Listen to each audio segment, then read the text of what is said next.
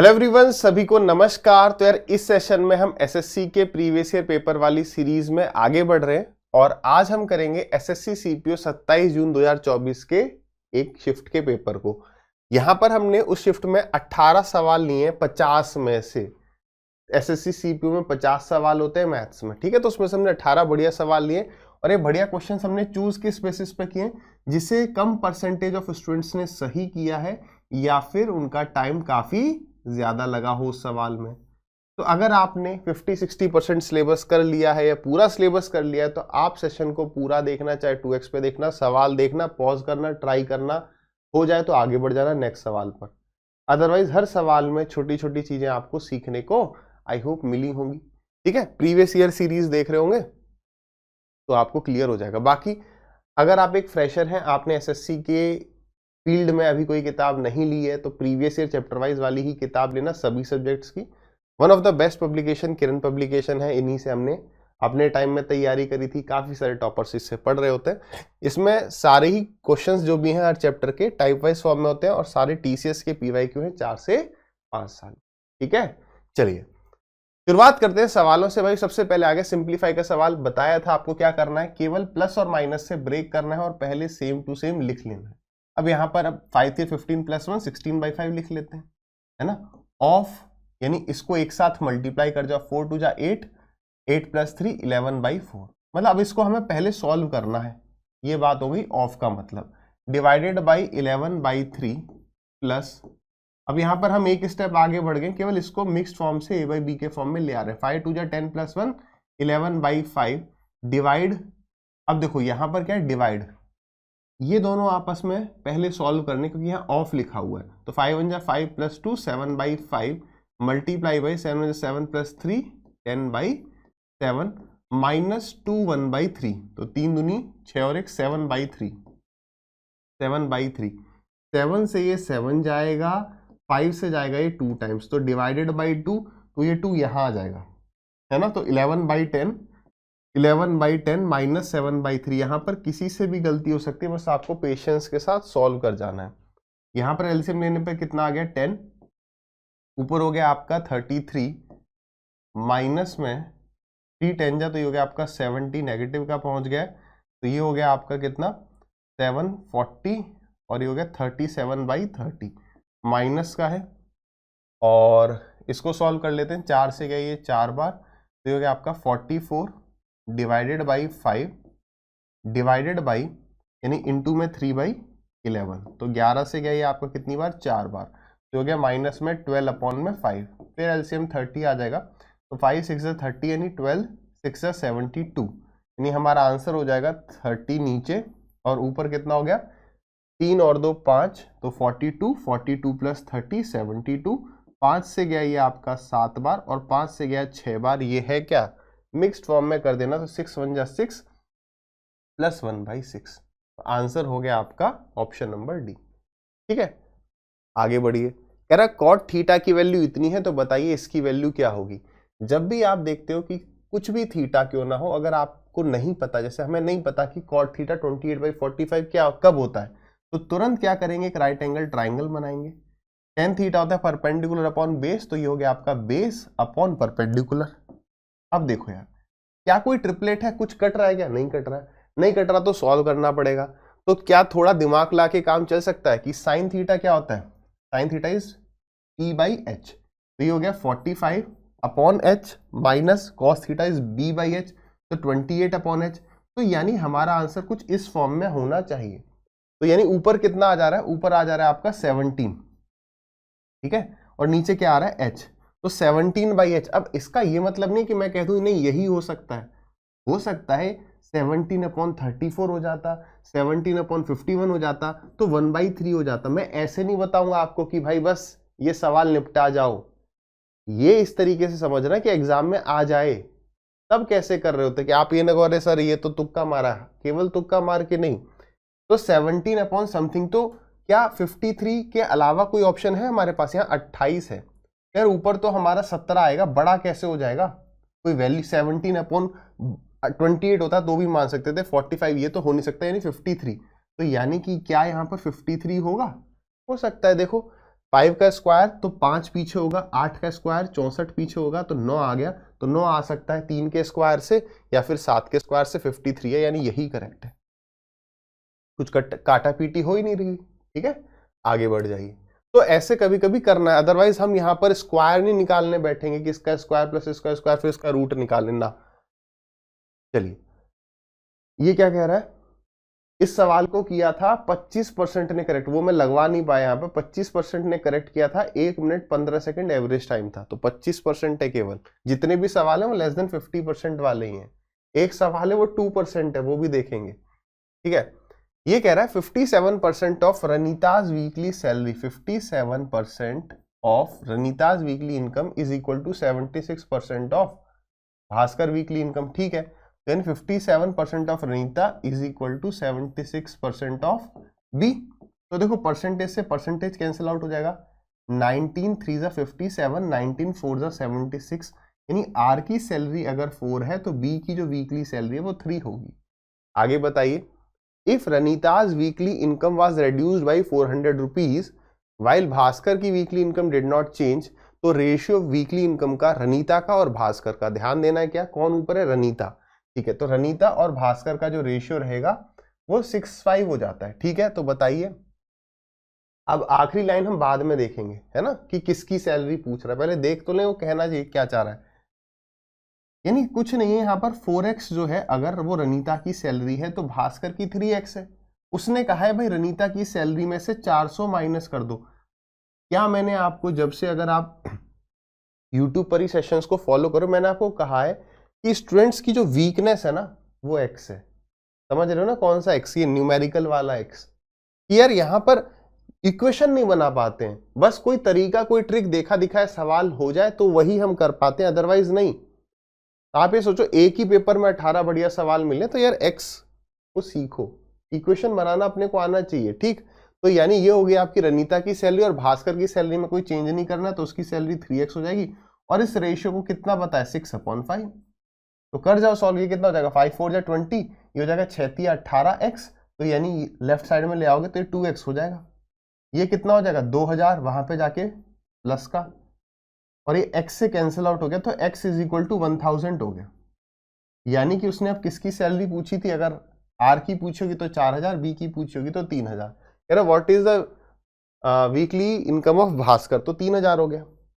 अब पता है क्या, आपको YouTube पर इस तरीके से भी बताया जा सकता है, ये चिंटू हमारी क्लास में बैठा होगा, वो ये कह सकता है अरे सर ये सवाल तो बहुत आसान था, मेरे को फलानी जगह बताया था, अगर देखा होगा तो, कि भास्कर की सैलरी 3 टाइम्स ऑफ x होगा, तो पक्का हमारा 3 से कट ही रहा होगा, तो 3 से कट रहा है ये, तो सर इसको ये डन कर देंगे। देखो वो बात ठीक है कभी कभी, लेकिन अगर आपने ढंग से सवाल लगाए हो तो आपने पाया होगा कई बार वो 1000/3 भी आ जाता है।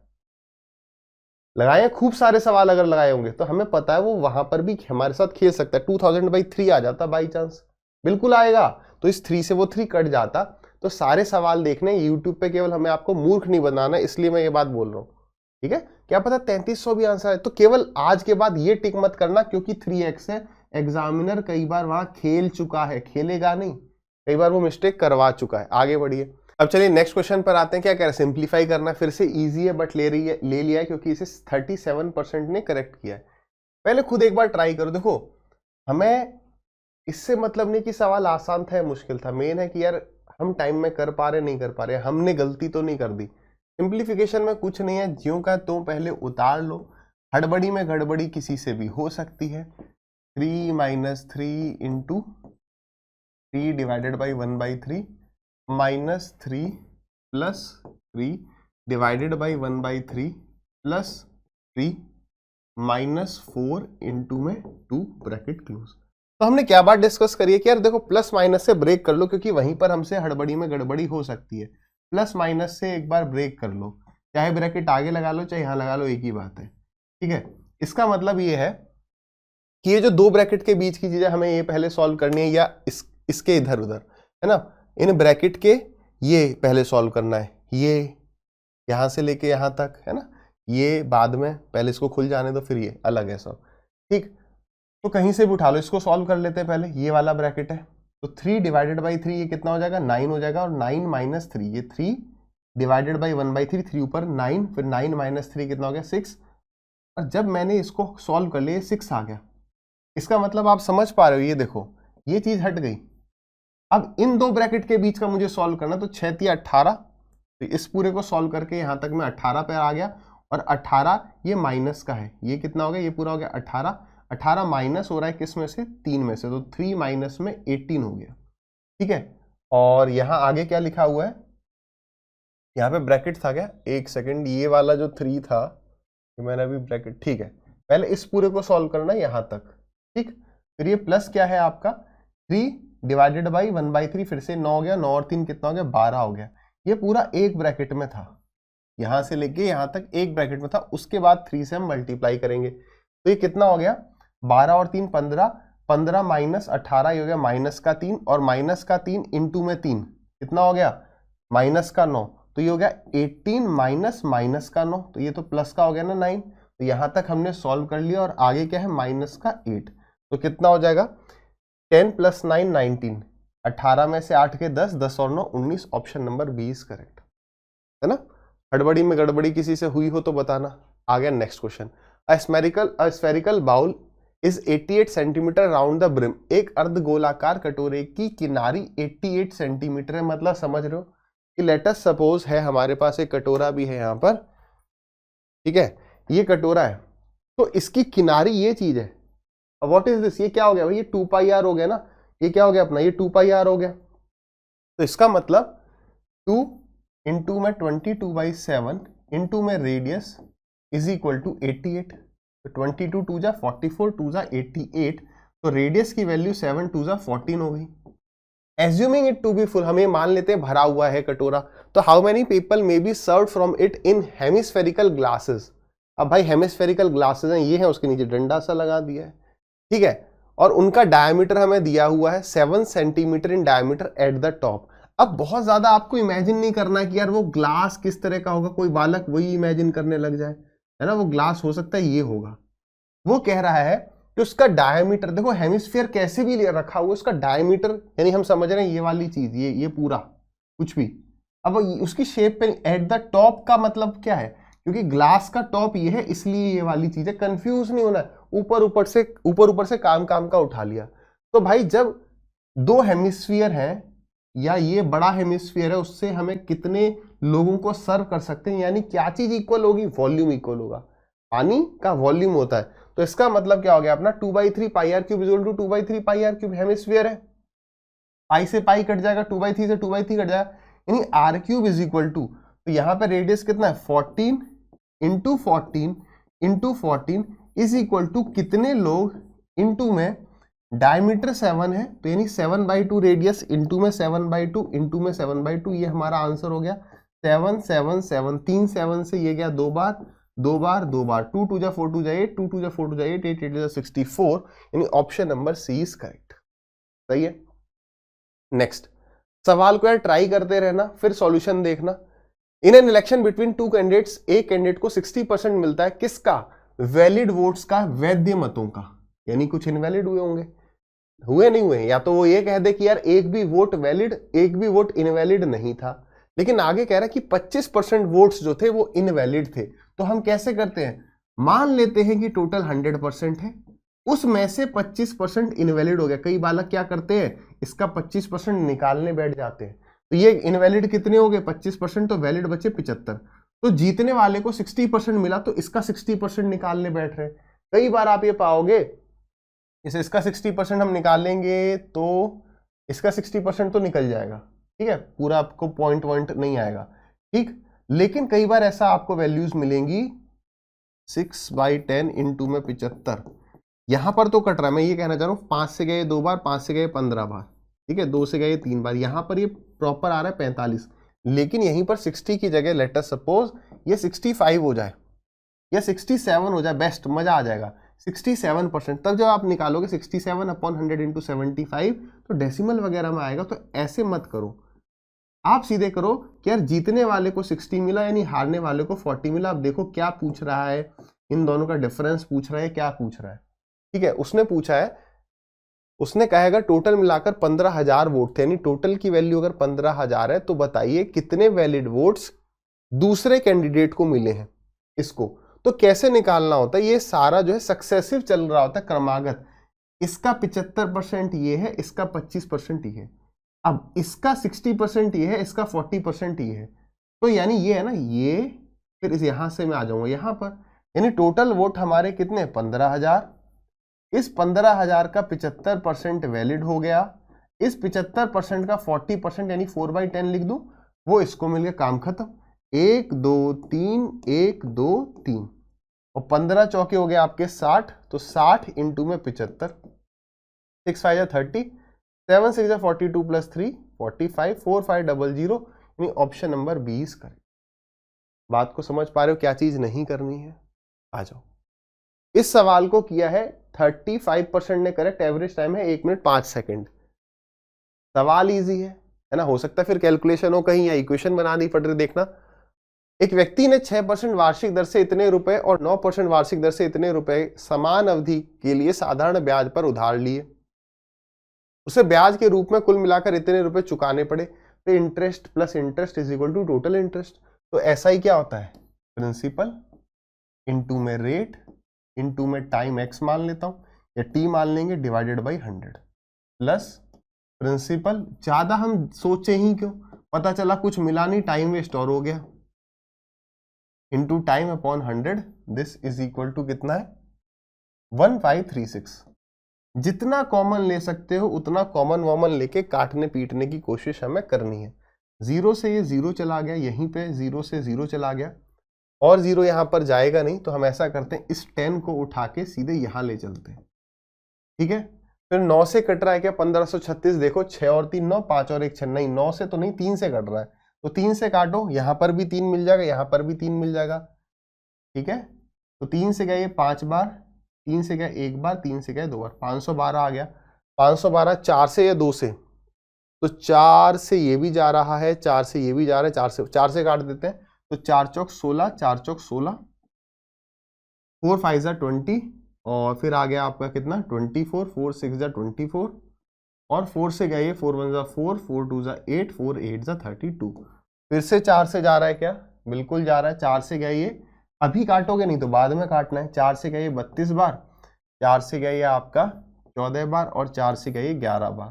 फिर से 2 जा रहा है और 2 से गए आपका 16 बार। That's all. क्या, तो ये हो गया हमारा 160, ये पूरा x के फॉर्म में है, 11 ये रहा और 7 ये 21 ये रहा, तो ये हो गया आपका 32, तो डिवाइडेड ये इज इक्वल टू 32x है, तो यानी इसको केवल 32 से डिवाइड कर देना है। 16 दूनी 32 और 2 से गए 5 बार, यानी 5 years is the right time, ठीक है। नेक्स्ट, बोट एंड स्टीम का क्वेश्चन आ गया। 33% answered correctly, 1 minute 10 second average time. आइए भाई, क्या दिक्कत है? नहीं, बोट एंड स्टीम नहीं है भाई, ये है अभी चोर पुलिस। कह रहा है एक चोर जो है भाग रहा है, पता नहीं चोर पुलिस में क्या दिक्कत है भाई। चोर पुलिस का सीधे कंसेप्ट क्या है कि चोर और पुलिस के जो बीच की दूरी होगी वो दोनों के रिलेटिव स्पीड से होगी। रिलेटिव स्पीड मतलब दोनों सेम डायरेक्शन में भाग रहे हैं, तो a माइनस बी, ठीक है। बस पुलिस की ज्यादा होगी, चोर की कम होगी। तो यहां पर क्या कह रहा है कि एक चोर की स्पीड 7 है, पुलिस की 12 है, चोर 280 मीटर आगे है। तो देखो ये किलोमीटर पर आवर में है, वो मीटर में, तो उसको किलोमीटर में करो, यानी 0.28 किलोमीटर की दूरी की लीड है चोर के पास। ये किस डिस्टेंस से ट्रेवल होना है, दोनों की स्पीड का डिफरेंस ले लो तो 5 किलोमीटर पर आवर। ये किलोमीटर है और ये किलोमीटर पर आवर है, तो किलोमीटर से किलोमीटर कटेगा, आंसर आवर्स में आएगा।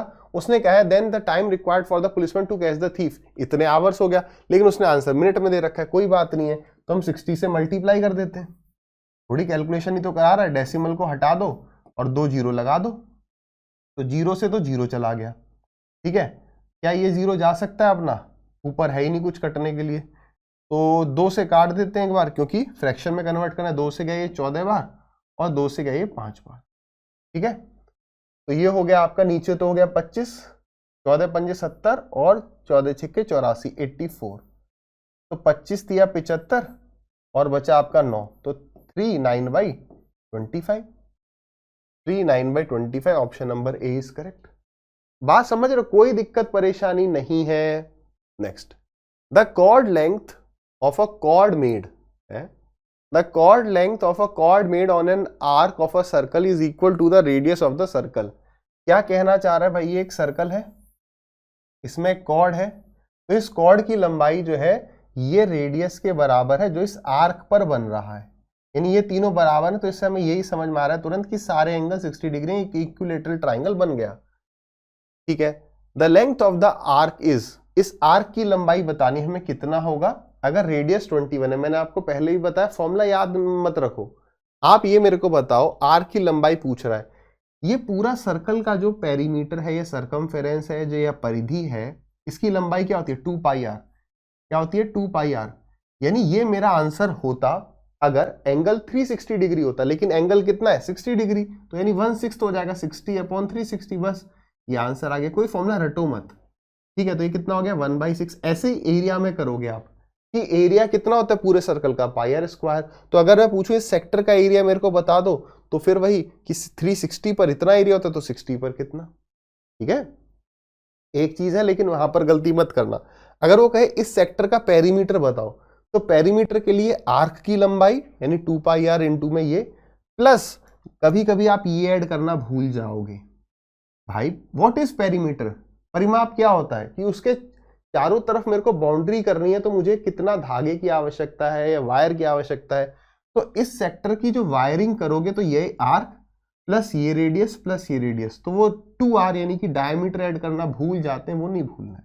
तो यहां पर क्या हो जाएगा 2 इंटू में 22/7 इंटू में 21 इंटू में 1/6, तो 7 से गया ये 3 टाइम्स, 3 से गया 2 टाइम्स, 2 से गया 2, तो आंसर हो गया 22। कई बालक इसका आंसर रेडियस टिक करके आ जाएंगे, यानी 21। आपने भी टिक किया था क्या बताएंगे। चलिए, क्या कह रहा है, from an external point a tangent AP and AQ are drawn to a circle with centre O APQ। चलो ड्रॉ कर लेते हैं, बाहर का पॉइंट है ना, ठीक है। तो ये हो गया हमारा सर्कल, ये हो गया आपका AP और ये हो गया AQ। ठीक, उसने कहा है सेंटर O है, तो APQ यानी ये वाला एंगल जो है, ये वाला एंगल उसने कितना दिया है 40। तो पूछ क्या रहा है हमसे POQ, POQ ये एंगल पूछ रहा है। मल्टीपल वेज है, आप सब ये बात तो जानते ही हो कि जो टेंजेंट है और रेडियस जो है 90 डिग्री पर मिलते हैं, यानी ये वाला जो कंप्लीट एंगल है 90, यानी ये कितना हो गया 50 हो गया, तो ये 50 तो ये भी 50 होगा ना, क्योंकि ये दोनों रेडियस है, तो अपोजिट एंगल बराबर हो गए ट्राइंगल के। तो 50 और 50 100, यानी ये 80 बच गया। एक तो इस तरीके से कर सकते हो, अदरवाइज सिमिलरली टेंजेंट की लंबाई बराबर है तो अपोजिट एंगल की लंबाई बराबर, 40 40 80, ये 100, तो 100 और ये आपका 80 हो गया। ठीक है, चलिए आगे बढ़े। हाँ, ये आ गया वो बोट एंड स्ट्रीम वाला। इसे कितनों ने किया था भाई, इसे किया है पता नहीं क्यों केवल 22% ने, एवरेज टाइम 46 सेकंड। देखो भाई क्या इतना मुश्किल सवाल है, पॉज करो पहले, ट्राई करो। क्या कह रहा है, a man wishes to cover 1 kilometre distance in river water, in still water he takes 12 minutes to cover it. इसको कवर करने की बात कह रहा है ये। हाँ, और एक और बात मैंने पहले ही बताया कि हर बार आप ये ना सोचो कि डाउन वाटर, डाउन स्ट्रीम और अप स्ट्रीम, डाउन स्ट्रीम और अप स्ट्रीम की ही स्पीड देगा, ऐसा नहीं है। देखो दो स्पीड दी है, यहाँ पर एक 12 मिनट दे दिया है और यहाँ पर 13 मिनट जो है फ्लोइंग रिवर कह दिया है। ठीक है, अब देखो यहाँ पर जो है आपको समझना पड़ेगा, जैसे अगर हम यहाँ पर समझे कि फ्लोइंग रिवर का मतलब क्या है, तो फ्लोइंग रिवर लग रहा है कि भाई ये जो है हमारा डाउन स्ट्रीम हो सकता है क्या, वैसे डाउन स्ट्रीम है ये या अप स्ट्रीम है, यहाँ बाई चांस फर्क नहीं पड़ रहा है, क्योंकि यहाँ पे केवल वो वाटर की स्पीड पूछ ले रहा है। देखो समझना प्लीज, वरना मेरे लिए बड़ा आसान है कि भाई बस आंसर बताओ आगे बढ़ो, कुछ लर्निंग लेके चलते हैं ना सेशन से। अभी तो चलो यहाँ पर उसने कुछ पूछा नहीं है कि बताओ इतना डिस्टेंस डाउन स्ट्रीम की स्पीड से कितनी देर में ट्रेवल होगा। तो यहां पर जो है एक बात, अभी इस सवाल को छोड़ो, 3 स्पीड होती है, एक होती है डाउन स्ट्रीम, एक होती है अप स्ट्रीम, एक होती है स्टिल वाटर। तो सबसे कम टाइम किसमें लगता है, इसमें, उससे थोड़ा सा ज्यादा इसमें, और सबसे ज्यादा टाइम अप स्ट्रीम में। बात एकदम क्लियर है, क्योंकि सबसे कम स्पीड अप स्ट्रीम होती है, स्टिल वाटर उससे ज्यादा, डाउन स्ट्रीम सबसे ज्यादा स्पीड होती है। तो यहां पर जब उसने कहा है ना कि स्टिल वाटर में उसे 12 मिनट लगते हैं और उसे 13 मिनट लगते हैं फ्लोइंग वाटर में। तो फ्लोइंग समझ में ऐसा लग रहा है कि हम उसके साथ बह रहे हैं, लेकिन यहां पर ये समझ में आ रहा है कि ये जो टाइम उसने दिया है ये अपस्ट्रीम का दिया हुआ है 13 मिनट। क्यों? क्योंकि यार स्टिल वाटर में 12 लग रहे हैं, तो डाउन स्ट्रीम में तो 12 से कम लगते, पहली बात, ठीक है। क्योंकि अगर वो यहां पर आपसे पूछता, अगर वो यहां पर पूछता कि बताइए अप स्ट्रीम की स्पीड कितनी है, तो आंसर अलग होता। वो पूछता डाउन स्ट्रीम की स्पीड कितनी है, तो आंसर अलग होता। तो आपको ये डिफरेंशिएट करना पड़ेगा, इसने अप स्ट्रीम दे रखा है डाउन स्ट्रीम। देखो इसकी स्पीड निकाली आपने स्टिल वाटर में, यानी बोट की जो स्पीड है, यानी एक्स की जो वैल्यू है वो कितनी है, 12 मिनट में मैं 1 किलोमीटर ट्रेवल कर रहा हूं, 1 घंटे में कितना डिस्टेंस वो स्पीड होती है, तो 1 किलोमीटर ट्रेवल हो रहा है 12 मिनट में, तो 60 मिनट में कितना, ये कट जा रहा है, काट दो, ये आ गया 5 किलोमीटर पर आवर। अब यहां पर ये सोचना है एक्स प्लस वाई दिया है या एक्स माइनस वाई दिया है। मैंने क्या कहा पहले कि बाई चांस यहां पर फर्क नहीं पड़ रहा, अगर मैंने एक्स प्लस वाई भी इसे मान लिया होता कि ये डाउन स्ट्रीम की स्पीड है, तो 60/13 कर देता मैं। तो मुझे उसने पूछा है y की वैल्यू बताओ, तो मैं क्या करता, 60/13 माइनस 5, क्योंकि x प्लस वाई में से x हटा देंगे तो y आ जाएगा, तो मैं इसमें से y माइनस कर देता। तो इसका मतलब 13 पंजे 65, 65 में से 60 गया, तो माइनस का 5 आ रहा है, डिवाइडेड बाई 13, तो मैं समझ जाऊंगा इसका मतलब ये है कि ये वाली वैल्यू बड़ी है, ये छोटी है। इसका मतलब बेसिकली क्या था, बेसिकली ये जो वैल्यू है ये इससे ज्यादा है, नहीं x प्लस वाई नहीं, ये बेसिकली x माइनस वाई था, इसलिए ये वैल्यू छोटी थी, ठीक है ना। अब मान लो वो यहां पे पूछता, बोलो डाउन स्ट्रीम की स्पीड कितनी है, और हम पता चला इसी को 60/13 को डाउन स्ट्रीम की स्पीड बता देते, अगर x प्लस वाई समझते यहां ऑप्शन दे देता, है ना, एक गलती हो सकती थी।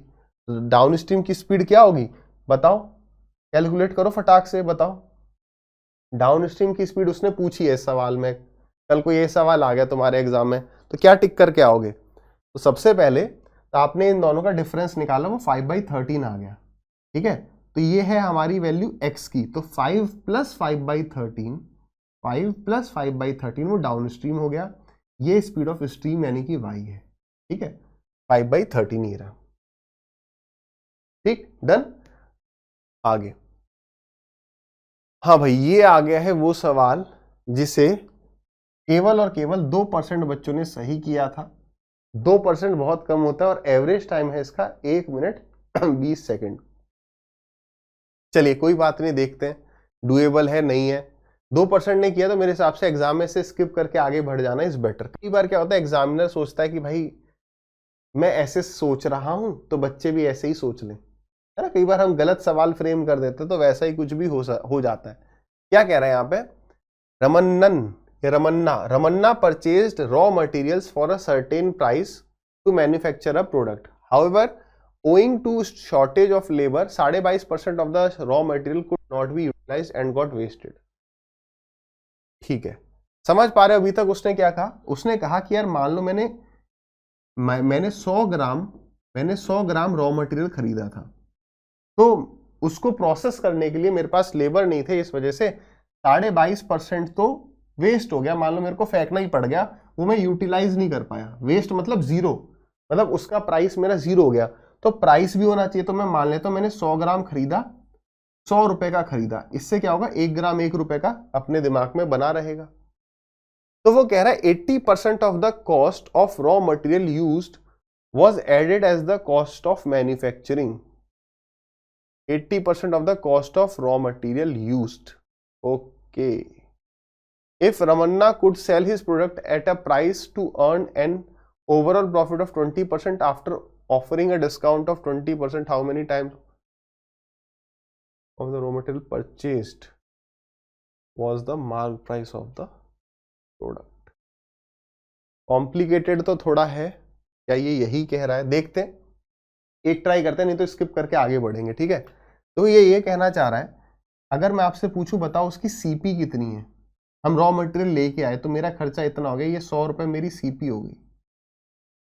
अब आगे सारी एसपी हम निकाल रहे हैं, जो भी बातें वो कह रहा है, वो क्या कह रहा है कि हमने 100, हमें ये कितने का पड़ा, हम कितने का ये बेचने की कोशिश कर रहे हैं, हम बेच रहे हैं इसे 100 रुपए प्लस 100 रुपए का मैंने खरीदा था, plus 22.5% of the raw material would not be a 80% of the cost of raw material used was added as the cost of manufacturing.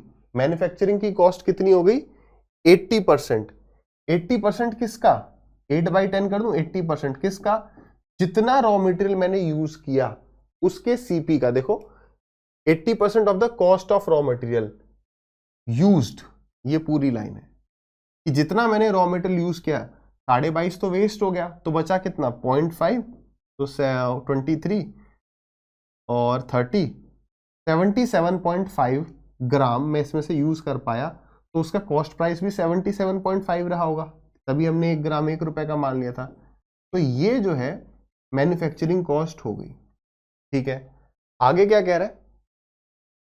आगे कह रहा है if Ramanna could sell his product at a price to earn an overall profit of 20%। मतलब हमें total मिलाकर जितना भी हमारा, अब ये उसकी क्या बन गई? ये उसकी सीपी बन गई कि भाई ये मैन्युफैक्चरिंग कॉस्ट भी इसमें ऐड हो जाएगी। ये अभी एसपी नहीं है, सॉरी, ये सीपी है कि रॉ मटेरियल। ये किसकी सीपी है? ये रॉ मटेरियल की सीपी है। उसको वो आइटम कितने का पड़ गया बनाने के बाद, मैन्युफैक्चरिंग कॉस्ट जोड़ दी, तो ये उसका नेट सीपी है। ये इस वस्तु को 20% के प्रॉफिट पे बेचना चाहता है, तो इनटू में अगर मैं 12/10 कर दूं, तो ये चाहता है कि मैं इतने का बेच पाऊं इसको। लेकिन ये जो प्राइस है ये मेरे को डिस्काउंट के बाद पड़ना चाहिए, आफ्टर डिस्काउंट ऑफ 20%। ये हमारा सेलिंग प्राइस है। ये क्या है? ये हमारा सेलिंग प्राइस है। तो बताओ मैं मार्क प्राइस कितना रखूं कि 20% डिस्काउंट देके मुझे इतना रुपया मिल जाए, यानी कि ये 80% की वैल्यू है और 100% की अगर वैल्यू निकाल लेंगे तो ये उसका मार्क प्राइस हो गया। ठीक है, देखो कॉम्प्लिकेटेड है, तभी ये सोचो 2% ही कर पाए। बट एक एक पॉइंट क्लियर है, मैं फिर से पूरा रिवाइंड करवाऊं आपको। 100 ग्राम उसने 100 रुपए का लिया, 22.5 उसका वेस्ट हो गया बिल्कुल, तो उसका टोटल खर्चा 100 रुपए तो पहले ही हो गया था। सीपी ऑफ रॉ मटेरियल है ये। फिर उसमें मैन्युफैक्चरिंग कॉस्ट जुड़ गई, 80% ऑफ जितना रॉ मटेरियल हम यूज कर रहे हैं 20% के प्रॉफिट पर बेचना चाहता है, तो ये उसकी सेलिंग प्राइस हो गई। ये सेलिंग प्राइस है तो हम मार्क प्राइस निकाल रहे हैं, क्योंकि ये 20% डिस्काउंट के बाद का प्राइस है, तो 80 की वैल्यू 100 की वैल्यू निकाल ली, हमारा मार्क प्राइस आ गया। उसने क्या पूछा था? How many times of the total cost of the raw material purchased. अब देखो कंफ्यूजिंग बहुत कर रहा है। अभी टोटल रॉ मटेरियल की कॉस्ट का ये कितना टाइम्स है। अब रॉ मटेरियल यूज्ड नहीं कह रहा है, इसके हिसाब से रॉ मटेरियल का प्राइस 100 था, 100 और इसका रेशियो लेने के लिए कह रहा है। ठीक है, कितने टाइम्स है? टाइम्स का मतलब 4 पॉइंट, यानी इसको डिवाइड बाई ये कर देते हैं। ठीक, चलो तो ये 100 से ये 100 काट दो, ये हमारा अब सीधे आंसर आ जाएगा 2.44, 2.43, 2.40, 42 तो होगा नहीं, है ना, बाकी सारे ऑप्शंस के हिसाब से। तो ये सॉल्व करना है, अब सॉल्व करते हैं आराम से। तो 4 से गए 3 बार और 4 से गए आपका 20 बार। ठीक है, ये यहाँ पर 10 है। अच्छा, इसकी वैल्यू कैलकुलेट करनी है तो डेसिमल हटा देते हैं, नीचे 10 लेके आ जाते हैं। नीचे 100 है, क्या ऊपर 100 मिल जाएगा? 4 यहाँ से मिल जाएगा और 25 यहाँ से, बिल्कुल कट जाएगा 100। तो 4 से गया ये 2 बार और 25 से कितनी बार गया? 25 दिया 75, 25 से कम 25, तो ये हो गया आपका 62। तो 62 प्लस 100 162, तो हमारा आंसर हो जाएगा 162 इंटू में 3, 162 इंटू में 3 डिवाइडेड बाई 200। ठीक है, अब तो इजी है फिर, क्यों? क्योंकि 100 को तो हम छुएंगे नहीं, 2 से काट देंगे इसको, कितनी बार? 81 टाइम्स, और 81 इंटू में 3 कितना? 3 1 जा 3, 8 से 24, तो 2.43 इज द राइट आंसर। सवाल लेकिन यार बहुत रद्दी था, इसे एग्जाम में सही कर पाना इज वेरी टफ। ठीक है, चलिए नेक्स्ट क्वेश्चन क्या कह रहा है? A shopkeeper offers 3 schemes of discount to his customers. Which of the following schemes will fetch the minimum discount percentage? तो सही से ही बताना। कितनों ने ऐसा सोचा कि भाई यहां पर ना वो बेस्ट डिस्काउंट ही पूछ रहा होगा, मैक्सिमम पूछ रहा होगा, तो हो जाती है हड़बड़ी में गड़बड़ी। ठीक है, तो उससे बचना है। 3 हमें दे दिया, ए बी और सी ऑप्शंस दे दिए। तो यहां पर भी जैसे हमारा आंसर है लेट अस सपोज सी, तो कई बार ये सी टिक हो जाता है। तो ये छोटी छोटी चीजें जो ह्यूमन एरर है, यार एग्जाम में नर्वसनेस की वजह से गलती हो जा रही है, उससे बचना है। 2 सक्सेसिव डिस्काउंट 24 और 27% के फॉर्मूला यूज करेंगे, है ना। तो 24 प्लस 27 माइनस 24 इंटू में 27 अपॉन 100। 100 से यार सीधे डेसिमल आ जाएगा, काटने की जरूरत नहीं है। तो मल्टीप्लाई करो, 24 इंटू में 7 इज 168, 24 टू जा 48, 48 और 6 54 प्लस 10 64, तो ये हो गया 648 और डिवाइडेड बाय 100 तो 6.48। यही चीज मैं आपको बता रहा हूँ। कोई बालक अब यहाँ पर कहेगा सर यहाँ बड़ी कैलकुलेशन मिली मेरे को एग्जाम में, 4 से मैंने काटा 6 बार, फिर यहाँ पे 4 से काटा 25 बन गया, फिर हम मल्टीप्लाई कर रहे हैं, फिर 25 से डिवाइड कर रहे हैं, तो कैलकुलेटिव हमने खुद बना लिया। जब भी नीचे 0 है तो उसको तभी काटो, या तो ऊपर 0 मिल जाए या फिर बताओ 5 और 2 दोनों मिल जाए, 5 और 2। जैसे 35 इंटू में 74, तो एक जगह से 5 आ गया, एक जगह से 2, अदरवाइज सीधे मल्टीप्लाई कर जाओ। ये कितना आ गया, 7 4 11, ये हो गया 51, 51 में से माइनस करना है 6.48, तो 7 माइनस कर जाओ, 7 माइनस करोगे तो ये हो गया आपका 44, 44 और 0.52 मैंने एक्स्ट्रा माइनस कर दिया, तो पहले से तो ये आ गया। दूसरा क्या कह रहा है, buy 5 get 3 free, buy 6 and get. देखो यार ये दोनों बहुत सही चीज मिल गई अपने को, ये एक रिवीजन हो जाएगा क्विक। क्या यहां पर डिस्काउंट परसेंटेज पूछे तो क्या, कितने आपको फ्री मिले, आपको कैसे करना है कि फ्री कितना मिला, तो फ्री मिला मेरे को बाई 5 गेट 3 फ्री, मेरे को 3 फ्री मिला। लेकिन मैं अपने घर पे कितने ऑब्जेक्ट्स लेके आया, तो लेके कितने आया हूं भाई, 5 ये और 3 ये 8, तो 3/8 इंटू में 100, ये मेरा डिस्काउंट हो गया। ठीक है, अब काटना चाहे काट सकते हैं, ये बाई चांस क्लिक कर जाए यार 1/8 12.5 पड़ा था, तो 3/8 37.5, नहीं तो कोई बड़ी चीज नहीं है भाई, है ना, कि इसके पीछे हम पागल हो रहे हैं, मेरे को सर ये याद ही नहीं होता, कोई बड़ी बात नहीं, बेसिक्स क्लियर होने चाहिए, सब हो जाएगा। तो अभी तक तो ये कम है। बाई 6 एंड गेट 10, 10 फ्री नहीं लिख रहा है कि 6 खरीदोगे तो घर 10 लेके जाओगे, यानी 4 फ्री मिल रहे हैं। ऑब्जेक्ट कितने लेके गए, 10, तो 4/10 इंटू में 100, तो ये कितना हो गया 40%। यार सबसे कम तो ये ही है, यानी ऑप्शन नंबर बी ऐसे टिक ना करके ऐसे करना है। सही है, आगे बढ़े।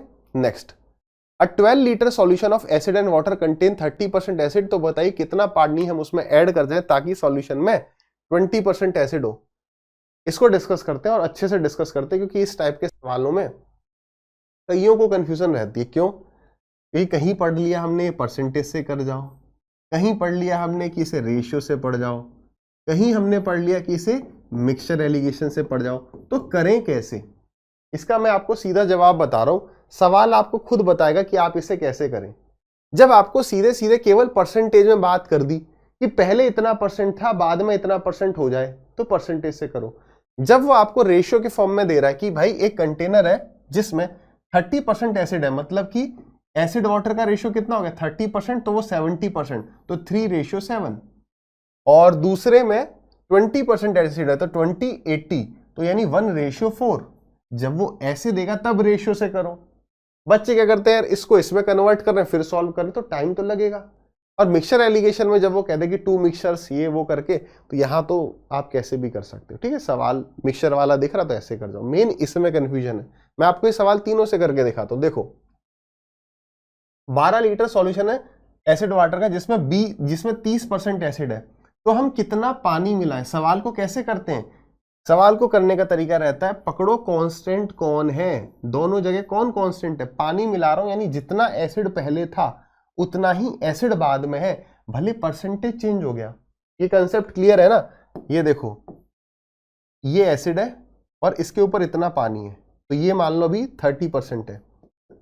बाद वाले केस में भी एसिड को बिल्कुल कांस्टेंट रखा है, लेकिन पानी पहले इतना था, आ जाओ भाई, लेकिन पानी जो है इतना था, अब मैंने पानी की क्वांटिटी बढ़ा दी, तो जो इसकी वैल्यू थी मान लो 10 लीटर था, तो 10 अपॉन पहले 80 कर रहे थे, अब मान लो 100 कर देंगे, 80 डिवाइड करोगे तो ज्यादा परसेंटेज आएगा। तो क्वांटिटी वाइज उतना है, परसेंटेज स्विच हो गया, उससे परसेंटेज कम हो गया, उससे कोई दिक्कत नहीं है। हम क्या करेंगे, हम एसिड की क्वांटिटी को इक्वेट करेंगे। क्या कांस्टेंट है यहां पर, एसिड, तो पहले एसिड कितना है 30%, यानी 30% किसका, कितना है 12 लीटर का, बराबर होगा 20% किसका, जो बाद में बन गया अब टोटल। अब कोई बालक क्या 12 प्लस एक्स कर सकता है कि सर 12 ऑलरेडी था प्लस एक्स कर दिया, या फिर सीधे सॉल्व कर जाओ, परसेंटेज से परसेंटेज गया, 0 से 0 गया, 2 से गया ये 6 बार, 6 3 18, तो एक्स की वैल्यू 18 कैसे आ गई, यानी पहले 12 था 6 लीटर और ऐड कर दिया। ऐसे इधर से करना है तो इधर से ऐसे करोगे आप कि भाई यहाँ पर फिर वही चीज कि एसिड कांस्टेंट है, तो एसिड कांस्टेंट है तो इसे 3 से मल्टीप्लाई करो क्योंकि ऊपर भी 3 है, यहाँ पे 12, जितना एसिड यहाँ है उतना यहाँ पर हो गया। अब कितने रेशियो वाटर ऐड होता है वो दिख रहा है 5 रेशियो। तो सवाल में कह रहा है कि टोटल क्वांटिटी 12 लीटर थी पहले, तो यानी ये जो 10 रेशियो है 12 लीटर जो है इस 10 रेशियो की वैल्यू है और मुझे फाइंड आउट करनी है 5 की। तो 5 2 जा 10, 2 से गया 6 टाइम्स, ऐसे कर दिया। मिक्सचर से अगर करना है तो आप इस सवाल को एसिड से भी कर सकते हो और वाटर से भी कर सकते हो। जैसे हम कहें यहां पर 2 टाइप के मिक्सचर है, एक पहला एक दूसरा। पहले मिक्सचर में एसिड जो है वो 30% है, पहले मिक्सचर में एसिड 30% है, बाद में मैंने उसमें क्या मिलाया, पानी, तो पानी में एसिड कितना होगा 0%, और फाइनली मेरा एसिड जो है वो कितना बन जाना चाहिए 20%, तो बीच में लिख दिया आपने 20। दोनों को मिलाने से क्या बना वो बीच में आता है, तो बड़ा माइनस छोटा कितना 20, बड़ा माइनस छोटा कितना 10, तो ये हो गया 2:1। यानी कि अगर ओरिजिनल क्वांटिटी हमारी 2 लीटर है तो उसमें जो पानी मिलाया है वो 1 लीटर है, ओरिजिनल क्वांटिटी हमें 12 दी है तो 2 की वैल्यू 12, 1 की वैल्यू 6, तब भी आपका यही करेक्ट हो जाता है। करेक्ट क्लियर है? ठीक, ये सवाल आसान था मगर इसको भी पता नहीं कैसे 35 ने किया है, या तो सीपीओ वाला पेपर जो है बच्चे अटेम्प्ट ही ढंग से नहीं कर रहे हैं, इसलिए मैंने यहाँ ज्यादा परसेंटेज नहीं लगाई, क्योंकि इस पर मेरे को ना सीपीओ वाले इस पेपर पे स्पेशली मुझे भरोसा सा नहीं हो रहा कि इसको 35% करेक्ट कर रहे हैं, या तो बच्चे का, या तो फिर बच्चों ने कम ने अटेम्प्ट किया है, या फिर डाटा थोड़ा इनएक्यूरेट है। ठीक, आ जाओ सवाल, ठीक है आप ट्राई करो। क्या कह रहा है, the base of a parallelogram is twice its height. ठीक है, तो अगर पैरेललोग्राम का एरिया इतना है तो उसकी हाइट बताओ। पैरेललोग्राम का एरिया क्या होता है, बेस इनटू में हाइट। पैरेललोग्राम जैसे ये हो गया हमारा, इसका एरिया क्या होता है, जैसे ये हो गया ट्राइंगल एक, तो किसी ट्राइंगल का एरिया क्या होता है, हाफ बेस इनटू में हाइट, लेकिन यहाँ पे 2 ट्राइंगल होते हैं, दोनों का एरिया बराबर होता है, इसलिए 2 हट जाता है। तो उसने हाइट हमसे पूछा है, तो मैं हाइट को मान लेता हूं h। उसने कहा है कि बेस जो है वो डबल है, तो बेस हो गया आपका 2h, तो 2h इंटू में h इज इक्वल टू 338। तो क्या परफेक्ट स्क्वायर बन रहा है, 2 1 जा 2, 2 6 जा 12 और 2 9 जा 18, 13 का परफेक्ट स्क्वायर है। तो 13 हाइट होगी, बेस होता तो बेस 26, एक ऑप्शन उसे 26 भी देना चाहिए था और एक ऑप्शन 13/2 भी देना चाहिए था, ताकि गलती अगर होती तो बच्चे पकड़ में आ जाते। ये कंफ्यूजन होती 26 से और एक 13/2 से। चलिए ये सवाल, what is the total surface area of a cone जिसका रेडियस r/4 है और स्लैंट हाइट हमारी 4l है। ठीक है, what is total surface area, total surface area होता है कर्व्ड सरफेस एरिया यानी πrl plus area of base, यहां पर एक ही बेस होता है तो πr²। तो इसलिए आपको किताबों में देखने को मिल जाता है कि πr कॉमन ले लिया और ब्रैकेट में आ गया l + r।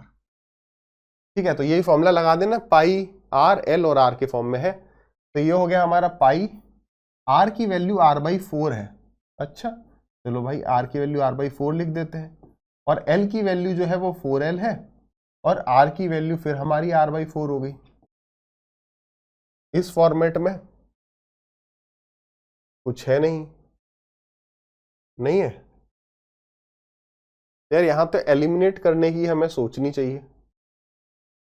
एलसीएम ले नहीं रहा है, एल को अलग रख रहा है। अगर देखा जाए यहां पर सब में एल अकेला है, एल अगर अकेला है तो इसका मतलब जो है हमने इस पूरी इक्वेशन को यहां पर, इस पूरी इक्वेशन को 4 से डिवाइड कर दिया है ना। तो अगर मैं 4 से डिवाइड कर रहा हूं तो मुझे 4 से मल्टीप्लाई भी करना पड़ेगा। तो अगर मैं 4 से यहां पर डिवाइड कर दूं, या फिर ठीक है छोड़ो, सीधे उसने क्या किया है, मल्टीप्लाई वगैरह छोड़ो, इस 4 को ही अंदर मल्टीप्लाई कर दो, तो 4 से 4 कट जाएगा, और फिर जब ये 4 इससे मल्टीप्लाई हो तो 16 हो जाएगा, ये बेटर है ना, इतना ज्यादा दिमाग नहीं लगाते हैं। ये हो गया फिर, तो ये सवाल यार इसलिए अच्छा था कि केवल हम वो ले आके बैठ गए, अब हम सोच रहे हैं अब करना क्या, तो यहाँ पर ऑप्शन के हिसाब से हमें चेंज करना पड़ा, एलसीएम वेलसीएम नहीं लेना है। ठीक है, चलिए ये भी थोड़ा लंबा सा लग रहा है, देखें क्या कह रहा है। कह रहा है ए जो है किसी काम को अकेले 200 दिन में कर सकता है, जबकि बी जो है उसी काम को अकेले 100 दिन में कर सकता है इन एवरी 3 डे साइकिल। तो यहाँ पर साइकिल वाला सवाल है, मतलब रिपीटिशन या ऑल्टरनेट डेज, तो 3 दिन की एक साइकिल है। Both A and B work on day 1। Okay, ये इंपॉर्टेंट है कि पहले दिन तो ए और बी ने वर्क किया, दूसरे दिन only A work and B काम करता है अकेले तीसरे दिन। ठीक है, तो ये साइकिल चलती है जब तक कि काम हो नहीं जाता। How many days in all does it take the duo. Duo का मतलब आप जानते हो कि 2 लोग को ड्यूओ कह देते हैं, 3 को ट्रायो कह देते हैं। है ना, बाकी तो आप इंग्लिश पढ़ ही रहे हो, आप जानते ही हो। तो उन्हें कितना टाइम लगेगा काम कंप्लीट करने में? ठीक है भाई, ए करता है 200 दिन में और बी करता है 100 दिन में, तो मैंने एलसीएम ले लिया, ये हो गया आपका 200, तो 200 एक और ये गया 2 बार। तो यानी अब हमें ऐसे सवालों में जब भी ऑल्टरनेट डेज हो, यानी कि ऑल्टरनेट डेज अगर 2 लोग हैं और मैं ए और बी ऐसे काम करा रहा हूं, तो एक साइकिल का मतलब 2 दिन हो गया, है ना। ऐसे यहां पर एक साइकिल का मतलब 3 दिन है। तो यहां ये निकालना है हमें एक साइकिल में काम कितना हो रहा है। तो देखो पहले दिन ए और बी दोनों काम करेंगे तो 2 + 1 3 हो गया, दूसरे दिन कितना काम होगा 1, फिर तीसरे दिन कितना होगा 2, फिर यही सीक्वेंस रिपीट। तो हमने यहां पर ये पकड़ा कि यार एक साइकिल का मतलब है 3 4 5 6 यूनिट वर्क, और इसका मतलब है 3 दिन। ठीक है, तो कभी भी ये गलती मत करना कि 6 यूनिट काम 3 दिन में हो रहा है, एक दिन में 2 यूनिट हो गया, 200/2 करके ये 100 इसलिए दिया है, ऐसे नहीं, इसका मतलब यही। तो हम पहले ये देखेंगे 6 यूनिट काम हो रहा है एक साइकिल में, तो 200 को 6 से डिवाइड करो, कितनी बार पूरा जा रहा है, तो 6 1 जा 6, 6 3 जा 18, फिर 20 6 3 जा 18, बचा कितना 2 यूनिट बच गया, हाँ या ना, कितना बचा 2 यूनिट रिमाइंडर बचा, 6 3 जा 18, 6 3 18, 2 यूनिट बच गए। ठीक है, तो ये 33 साइकिल्स हो गई, जहां पर देखो 6 से 33 बार जा रहा है, तो 6 यूनिट काम 3 दिन में हो रहा है, तो इनटू में 3 तो ये हो जाएगा, तो कितना 99 डेज तो ये हो गए।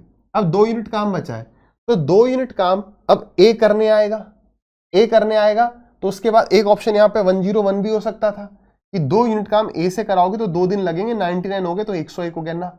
ए पूरे दिन में एक काम करता है, तो अब क्या होगा +1, ए काम करके चला गया, फिर भी यहां पर 1 यूनिट काम बचेगा, और इस 1 यूनिट को कौन करेगा बी, और बी एक दिन में 2 करता है, तो 1/2 दिन लगेंगे और वो काम को निपटा देगा। तो इसका आंसर हो गया 101/2, 101/2, option number C is correct.